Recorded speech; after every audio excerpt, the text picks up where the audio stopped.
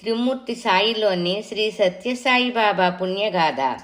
శ్రీ భగవాన్ సత్యసాయి ప్రశాంతి నిలయం ప్రారంభంతో నూతన పట్టణం, అంతర్జాతీయ నగరం ప్రశాంతి నిలయం ప్రపంచ తపలా ఆఫీసులలో ముఖ్యమైనదిగా అవతరించింది. పుట్టపర్తి గ్రామం కూడా ప్రశాంతి నిలయ తపలా ఆఫీసు క్రిందకే వచ్చింది.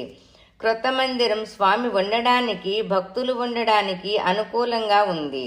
స్వామి నివసించడానికి మందిరంపై అంతస్తులో విడిగా గది, క్రింద పెద్దదైన భజన హాలు, ఇంటర్వ్యూ కోసం విడిగా గది ఉన్నాయి. భజన హాలులో షిరిడీ సాయి, పత్తి సాయిల నిలువెత్తు చిత్రపటాల మధ్య షిరిడీ సాయి వెండి విగ్రహం ఉంది.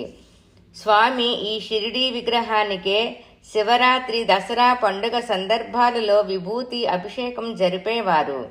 భజన మందిరంపై భాగంలో ఇప్పుడు సీతారామ లక్ష్మణులు ఉన్న చోట పెద్ద శ్రీకృష్ణుడి విగ్రహం, దానికి ఇరుప్రక్కల ఇప్పుడు ఉన్న ఇద్దరు బాబాల పటాలు స్థానాలలో 2 షిరిడీ బాబా విగ్రహాలు ఉండేవి. ప్రశాంతి నిలయ ఉదయంతో సత్యసాయి బాబా వారి దివ్య అవతరణ కార్యం మరో ముఖ్య ఘటాన్ని చేరినట్టయింది. ప్రశాంతి నిలయానికై అహర్నిశలు ఎదురుచూస్తూ శ్రమించిన సాకమ్మ గారు క్రొత్త మందిర ప్రారంభోత్సవాన్ని కూడా చూడకుండానే అనారోగ్యంతో తన 75వ సంవత్సరములో మైసూరులో కన్నుమూసింది.